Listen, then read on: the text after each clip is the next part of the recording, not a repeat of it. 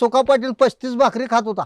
तर आजचा काय विषय होता तुम्हाला व्हिडिओत कळलंच. तर आमच्याच भागात पार्टीसाठी असली भारी जागा असेल असं आम्हाला वाटलं नव्हतं. तर आज आम्हाला जायचं होतं पार्टीसाठी वन्हाळ्याच्या डोंगरात. तर नमस्कार मित्रांनो, मी तुमचा लाडका भूषण. तर आज आमच्या गावातल्या पोरांनी दसऱ्यानं पार्टी दिलेली, म्हणूनच आज आम्हाला जायचं होतं वन्हाळ्याच्या डोंगरात. खरं आम्हाला जायला वेळ झाला होता, म्हणूनच मी आणि अजय राहिलेली भांडी आणि साहित्य घेऊन निघालो. जाताना असं रिकाम रोड बघत आम्ही आलो डोंगरात. आता खावा फोव म्हटलं तिथे गेलो तर आम्ही जायच्या आधीच गावातल्या पोरांनी पोहायला सुरू केलं. आता गावातल्या पोरांनी पोहणं म्हणजे जीव की प्राण. ती बाकीची पोरं पोहालती तर आम्ही प्रॅक्टिसची पोरं इकडे जरा त्या डोंगरातनं फिरायला गेलो. पोरं पण असं ट्रेकिंगला आल्यासारखा आनंद घ्यालती आणि त्यात पण तिथलं वातावरण असं टॉपचं होतं की नाही. सगळीकडे पसरलेला डोंगर आणि ढग तर पिक्चर टाईपच दिसालतं. मग आम्ही सगळी प्रॅक्टिसची पोरं एका छोट्या मंदिरात जाऊन बसलाव. मग तिथं आमच्याले 3 पोलीस पण होती. आता त्यांचं ट्रेनिंगचं दिवस आणि किस्से ती सगळ्या पोरांनी सांगालती. त्यात पण कालच सनिदा किवाडीच्या ट्रेनिंगवर आलता, त्यामुळे त्याचा तिथला रगडा आणि हाल ते सगळ्या पोरांनी सांगालता. आणि पोरं पण मन लावून ऐकालती, कारण आमच्याच सोबत प्रॅक्टिस केलेली पोरं आज भरती झाल्यात आणि त्यामुळेच पोरांना एक वेगळाच कॉन्फिडन्स आलता. तिथं थोडा वेळ बसून आणि थोडं फिरून आम्ही सगळी गेलो जेवायला. आम्ही जाऊपर्यंत जेवण तयार झालं. मग सगळी पोरं पंगत पाडून बसलेली आणि त्यात पण चिकन मटनचं जेवण असल्यामुळे पोरं जर हरकून टुमच होती. मग जसं सगळ्यांना जेवण वाढले तसं पोरांच्यातला सुक्का पाटील बाहेर आला आणि मग हे 30-35 भाकऱ्या पोरांनी खाल्या.